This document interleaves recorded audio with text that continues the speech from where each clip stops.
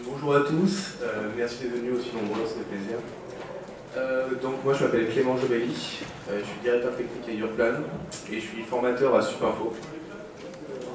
Vous pouvez me joindre sur Twitter à Clément J, d'accord, donc n'hésitez pas, je suis pas méchant. Donc Supinfo, formateur web, donc PHP, HTML, CSS, JavaScript, et je fais aussi du référencement. Et Urplan, donc c'est ma start-up qu'on a montée avec des amis qui permet d'organiser, de trouver et partager tous les événements à côté de chez vous. Voilà, donc on propose aussi une billetterie en ligne qui est la moins chère du marché. Donc alors le sujet de la conférence aujourd'hui c'est Elasticsearch. Qui a déjà utilisé Elasticsearch ou un moteur de recherche un peu similaire du genre Solar, Lucene, Sphinx? Cool. D'accord. Et Elasticsearch, tout le monde a déjà testé ou il y en a qui ont essayé t'as trop compris ce que ça de quoi il retournait? Non, il n'y a personne? Parfait. Donc alors, Elasticsearch, moteur de recherche géolocalisé. Donc on va se concentrer sur une fonctionnalité que moi j'apprécie tout particulièrement de Elasticsearch et sa capacité à vous allez voir, je vais vous expliquer, ce sera plus simple. D'accord? Alors comment vous faites vous quand vous faites des moteurs de recherche pour votre site? Si jamais tu as des soucis, je suis... SQL pur? SQL pur? Ouais. D'accord. Un truc de ce genre là? Ouais. On se retrouve. D'accord. Maintenant, comment vous pourriez faire si vous deviez géolocaliser des points autour d'un point central avec une latitude, une longitude? Comment vous feriez avec SQL? Sinus, cosinus? Un truc comme ça?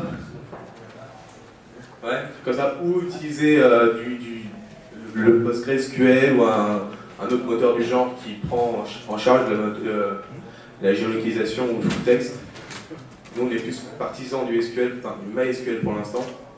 Donc ça, c'est la requête que vous pouvez trouver sur tous les forums ou Stack Overflow ou du genre qui vous dit, bon voilà, pour faire la géolocalisation, vous faites ça. Moi, quand j'ai vu ça, j'ai fait, c'est pas possible. Hein. Moi, je vais pas envoyer ça à SQL. S'il y a 100 personnes qui envoient ça en même temps sur SQL, je vais avoir un peu des problèmes. D'accord? On est tous d'accord à ça. Donc du coup, moi, je vais vous présenter Elasticsearch qui permet de résoudre ce problème. Donc déjà, Elasticsearch, c'est un moteur de recherche qui est RESTful, en Java, et qui est basé sur Lucene. Donc Lucene, tout le monde connaît, c'est la base du moteur de recherche, d'accord? C'est du full text. C'est-à-dire qu'on n'a plus besoin de faire des likes dans du MySQL, ça le prend tout automatiquement. Hop, excusez-moi. Et bien sûr, c'est distribué, donc on peut faire plein de choses avec, c'est-à-dire qu'on peut le sharder, donc optimiser ses performances en créant une nouvelle instance de Elasticsearch. Donc c'est super puissant, vraiment. Et il y a plein de sites qui l'utilisent, d'accord? Donc ça fait parmi les trois que j'ai relevés, mais il y a aussi Clout qui l'utilise. Donc là, c'est StumbleOpen, la Fondation Mozilla et Foursquare. Foursquare utilise exclusivement Elasticsearch pour sa capacité à géolocaliser des points dans l'espace. Donc comment ça marche? D'accord? Donc ça, Elasticsearch, comment ça marche? C'est comme une API. Qui a déjà développé une API pour son site web? D'accord? Vous lui envoyez, quand vous envoyez un curl dessus, ça vous renvoie un JSON. C'est pareil.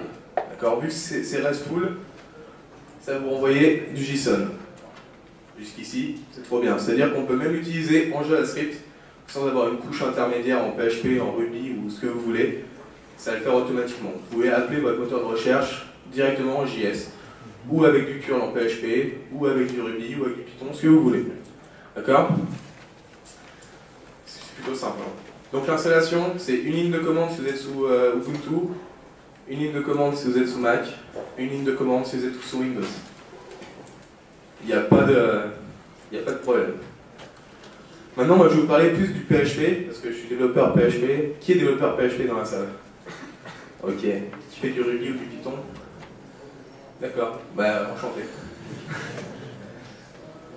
Donc pour le but de la démonstration, on va utiliser Elastica, qui est un projet open source, évidemment, disponible sur GitHub, qui vous permet de totalement abstraire cette couche de curl ou même toutes les fonctionnalités de Elasticsearch directement depuis une librairie en PHP. Donc maintenant on va faire un peu de code. Donc pour le principe, j'ai l'habitude de faire des démos live. On m'a dit que les démos live plus effet démo, ça faisait très mauvais, ça faisait pas un bon ménage, ou ce sera pas du code en live. J'ai préparé le code qui marche et je vous ai fait des slides. J'espère que ça ne dérange pas. Hein. Donc alors, ça c'est le code pour juste stocker des objets dans Elasticsearch. Donc comme on le voit, il suffit de... C'est vraiment super simple. Donc on crée un client Elasticsearch, donc ça c'est juste, voilà, on crée l'instance, tranquille. On va chercher notre index. Donc notre index c'est une table, comme dans MySQL. On va chercher l'index. Ensuite, on va chercher le type. D'accord? Donc on a la base de données, enfin la database, c'est l'index, et ensuite la table, c'est le type. Et ensuite, on va lui donner un mapping. Ce mapping est assez important parce que c'est là où on va pouvoir lui dire, voilà, là, je vais stocker des événements et la localisation, ça sera une propriété GeoPoint. Et c'est là où tout se révèle, c'est que Elasticsearch propose des types GeoPoint. C'est-à-dire qu'il va stocker latitude, longitude directement dans votre objet et va pouvoir faire des requêtes sur ces latitudes, longitudes et vous permettre de positionner tous ces points sur une carte, par exemple, ou même de trouver autour d'un certain point quels sont les points qui se trouvent dans cette zone. Super pratique, par exemple vous êtes à Lyon, vous cherchez tous les événements qui sont sur Lyon, on vous localise à Lyon, donc ça vous pouvez le faire en HTML5 standard, et vous allez pouvoir trouver tous les événements ou toutes les bars ou je sais pas qui se trouvent dans les environs de Lyon sur une distance de 100 km par exemple. On va voir ça tout de suite après, comment on fait. Bon, ensuite, standard, on va chercher tous les événements de notre base et on les stocke dans notre index. Donc là, le point important c'est qu'on ne peut pas ajouter tout d'un coup, il faut bien séparer l'ajout du GeoPoint qui va prendre en paramètre donc la latitude et la longitude. Ça, vous devez l'avoir au préalable, mais je vous rappelle que Google fournit des outils, même Foursquare fournit des outils très pratiques pour géocoder des éléments. Donc c'est plutôt pratique. Et ensuite, vous ajoutez et vous appelez l'Optimize. L'Optimize, ça va juste compresser votre index, que ce soit plus rapide ensuite à l'affichage et à la recherche. Hop. Ensuite, on va passer sur la partie recherche, donc celle qui nous intéresse le plus. Et ça se résume en 10 lignes à tout péter. D'accord ? Et là, il y a juste à appeler le filter géodistance. Et ce géodistance, il va prendre en paramètre donc, le mapping où il va se refléter. C'est-à-dire, là, c'est location. Donc, tous les événements ont une location. On prend location. La latitude, longitude du point où vous partez. Et la distance en kilomètres. D'accord? Donc, c'est-à-dire, si on est sur Lyon, la latitude et longitude, vous l'avez. Vous voulez chercher tous les événements qui sont dans le cercle de rayon 100 km. Vous avez juste une ligne de code à mettre, et c'est réglé. Ensuite, vous appelez le type, vous envoyez la recherche, et vous récupérez tous les identifiants. Alors, pourquoi je récupère les identifiants? Je vais revenir sur le slide d'avant. C'est qu'en fait, je stocke tous les identifiants de mes événements qui sont dans MySQL, dans Elasticsearch. De cette manière, je n'aurai pas à aller dans Elasticsearch pour chercher tous mes événements. Je vais récupérer les ID de mes événements, et ensuite, je vais envoyer un wherein dans SQL. Du coup, j'aurai toutes mes relations, etc. Donc c'est plutôt pratique, on l'a testé en prod, ça marche super bien. C'est vraiment rapide, les gens sont assez épatés quand on dit voilà, vous avez un moteur de recherche. Ok, ça va aussi vite que chez Facebook, très bien. Nous ça nous va quand on nous dit ça. D'accord? Donc là, le jeu distance, et vous avez réglé. Donc là ici, c'est la carte qu'utilise Foursquare. Foursquare pour géolocaliser tout ce qu'il y a autour de chez soi.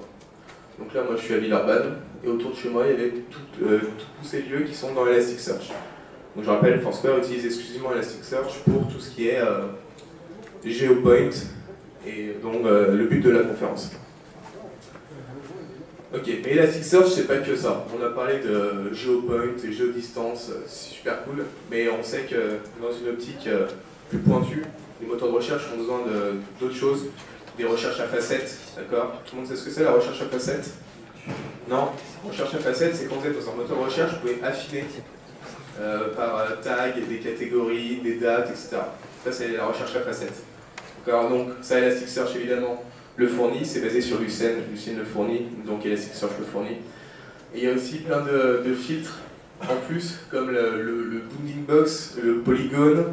Enfin, on peut vraiment s'amuser avec ça. de façon à trouver tout ce qu'il y a, tous les éléments qui sont dans un polygone qu'on trace nous-mêmes à la volée. Donc je pense particulièrement quand on s'occupe des régions françaises, on peut tracer le polygone de chaque région et on pourra trouver tous les éléments qui sont dans ce polygone. D'accord? Donc ça c'est plutôt malin, c'est plutôt intuitif à faire. Il y a juste à placer les bons points dans notre index et c'est réglé. D'accord? Donc ensuite au niveau des facettes, on a tout ce qui est histogramme et tout ce qui est histogramme en date. Et ça, j'ai pas encore eu le temps de le tester, mais j'ai regardé ce que ça pouvait faire. C'est du bon. Ok, donc nous on l'a essayé, on l'a adopté, c'est plutôt pas mal. D'accord? C'est not bad. Vraiment pas mal. Après je sais qu'il y en a qui sont plus partisans de Solar, enfin Solar, je sais pas comment vous prononcez, qui produit à peu près les mêmes effets. Moi je me suis dit autant innover et partir sur une techno qui est pas encore super hype, donc commencer à tâtonner sur Elasticsearch. J'avais essayé Solar, c'était un peu pénible à installer, mais c'était il y a 5 ans, donc du coup je sais pas ce que ça donne maintenant.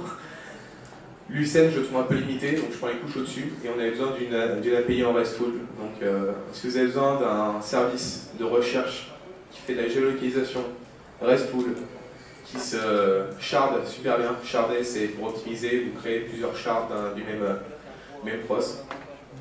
Et en plus, qui est plutôt fun à utiliser, je vous conseille Elasticsearch. C'est pas de la promo, hein, je travaille pas pour Elasticsearch. D'accord? Est-ce que vous avez des questions ou pas? D'abord, je vous remercie à tous. C'était assez court, hein, c'est intense, je sais. Surtout à 9h30. Vous avez des questions à me poser? Parce que j'ai plein de réponses. Oui. Il fait pas de recherche directement en MySQL, c'est toi qui lui donnes les points géolocalisés. Voilà, en fait c'est une surcouche. C'est-à-dire que tu as ton moteur MySQL, et ensuite dans la surcouche Java, donc c'est sur Java, donc Elasticsearch, tu vas faire ta recherche, donc Java va prendre tout le traitement lourd, et après tu vas récupérer les ID, et avec ces ID tu peux faire un where-in, ou tu peux récupérer directement ce que Elasticsearch te retourne. Ça c'est toi qui vois, mais vu qu'on avait nous plusieurs entités avec des relations, on n'avait pas tout stocké dans Elasticsearch. Ça reviendrait un peu à rien, ça ne mènerait à rien parce qu'on aura tout dans Elasticsearch et dans MySQL, donc du contenu dupliqué. Nous on stocke juste ce qu'on a besoin, on fait les recherches sur ce qu'on a besoin et on récupère les ID et après on fait notre requête MySQL standard. Vu qu'on travaille avec un ORM, en plus on a toutes les relations. Vous avez des questions? Oui?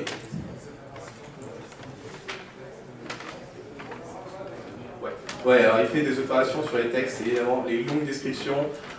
En fait, il fonctionne sur le même principe que Lucene, c'est-à-dire que chaque mot de la description va être séparé en mots. En fait. Il va faire des recherches par mots, c'est-à-dire que si vous avez bonjour Novaway, ça va prendre le mot bonjour, ça va regarder dans tout son index s'il y a bonjour, et ça va prendre Novaway, ça va regarder dans tout son index. Vous pouvez aussi mettre en surbrillance tous les mots qui ont été trouvés, c'est-à-dire si vous faites une recherche dans un blog, donc vous voulez utiliser Elasticsearch, il y a juste à mettre highlight sur votre recherche, il va mettre en surbrillance. Donc là, c'est les mots en surveillance qui ont été trouvés dans tous les textes que vous allez chercher. Un peu à la Google quand il met en gras les mots que vous allez rechercher. Oui? Est-ce qu'il intègre je sais pas si c'est un moteur de stemming? Stemming, non, je sais pas. Cela, en fait, c'est l'idée de dire on définit les préfixes, les suffixes, les racines de tous les mots, et si on cherche. Je crois que ça a apparu il n'y a pas longtemps sur Elasticsearch. Après, nous on utilise une version il n'y a pas longtemps. On n'utilise pas la dernière, c'est toujours le problème. On utilise la dernière, on n'utilise pas la dernière. Est-ce que ça bug? Donc, ouais, ils ont intégré ça il n'y a pas longtemps. J'ai pas encore eu le temps de tester, je t'avouerai, mais ils ont intégré ça. Ouais. Quelle est la valeur ajoutée par rapport à Solar, justement? Alors, la valeur ajoutée, c'est vraiment son API en REST, en RESTful. Donc on peut appeler notre moteur de recherche directement en JS sans avoir un fichier en PHP qui nous fait la liaison entre le moteur de recherche et notre partie JavaScript ou Ajax. Après, c'est basé sur les deux le même moteur. Solar a vachement plus une grosse communauté derrière. Il y a de l'ancienneté aussi, donc ça joue beaucoup. Après, moi je suis partisan de tester les petits nouveaux qui arrivent sur le marché et de comparer. J'ai bien aimé Elasticsearch pour sa simplicité en fait, sa simplicité de prise en main. On peut le mettre dans les mains d'un étudiant en informatique pour prendre direct parce que c'est comme s'il faisait ses appels web service comme sur Foursquare ou autre. Ça reste super simple et en plus pour créer un index c'est vraiment simple, c'est optimisé. c'est en Java, donc comme Solar, comme Lucene, comme voilà. Donc après, il n'y a pas de valeur ajoutée pour le moment, enfin, à part sa simplicité et son API en RESTful. Voilà. D'autres questions? Oui. Il gère ses index séparément? Ouais, il gère ses index séparément. C'est transparent? C'est complètement transparent. D'accord, c'est une surcouche, tu n'as rien à t'occuper, il le fait tout seul, tu as juste à optimiser de temps en temps pour compresser un peu tout ça, parce que ça prend un peu de place si tu stockes vraiment des entités assez lourdes. Mais il fait tout ça tout seul, il tourne bien, même sur un petit serveur, un tout mini serveur, il tourne très bien. Et puis c'est instantané, c'est ça qui est bien, c'est que il n'y a même pas besoin de mettre en cache, parce qu'en fait c'est tellement rapide au moment que même pas besoin de faire du cache ou autre. Vous avez vous récupérez vos identifiants, vous pouvez lancer tout dans MySQL, vous avez juste à gérer la couche de cache pour MySQL, parce que c'est toujours la partie qui a un peu du mal quand on fait des traitements lourds, et après c'est réglé. Vu que c'est pas en Java, ça va vite. Enfin, après je sais pas s'il y en a qui sont un peu sectaires de Java. Moi j'étais au début, quand je suis tombé sur Elasticsearch, j'ai un peu regretté d'avoir traché Java. C'est bien. Non, il y a d'autres questions? Je vais les lire. Il me reste 8 minutes. Vous avez des questions? Oui? Est-ce que tu peux expliquer le cluster? Oh, le cluster là maintenant, tout de suite. Tout de suite, là comme ça. Voilà. Donc déjà, ouais, il y avait plusieurs niveaux de répartition de charge. Soit vous le mettez en shard, c'est-à-dire vous séparez, tous les profs sont plusieurs, c'est-à-dire c'est super simple, vous avez juste à lancer une nouvelle instance de Elasticsearch et ça charge automatiquement. C'est du zéro conf. Bon, après, si vous voulez un peu tuner, il va falloir configurer, comme tous les bons. C'est comme du Redis ou autre, c'est du zéro conf. C'est-à-dire vous pouvez sharder tout ce que vous voulez. Bon, après, si vous voulez optimiser à fond, il y a de la conf, mais généralement, maintenant, on n'est plus trop dans l'optique, ouais, ils font un sysadmin. Normalement, les développeurs peuvent faire tout ce qu'ils veulent. Genre avec le cloud, maintenant, on peut déployer tout ce qu'on veut à n'importe quel moment, sans avoir besoin d'un sysadmin qui nous maintienne le serveur. Après, quand il y a besoin d'un sysadmin, il va falloir qu'il regarde un peu les fichiers de conf, regarder ce qu'il peut optimiser, voir ce que vous pouvez optimiser dans votre code, c'est toujours le même délire. Donc vous avez le shard, le clustering. Après, je ne vais peut-être pas vous faire une démo de clustering parce que mon Mac a des problèmes en ce moment. C'est-à-dire qu'il met 2 minutes à démarrer et il met 5 minutes à s'éteindre. Et j'ai un peu peur de le choquer un peu quand je vais lui demander de faire du sharding de mon petit processeur, mon petit processus d'Elasticsearch. Désolé. Vous avez des questions, messieurs, dames? Non, c'est bon? Vous voulez qu'on chante un peu? Là, j'ai l'impression d'être au présidentiel. Hein, non, c'est bon? Merci beaucoup.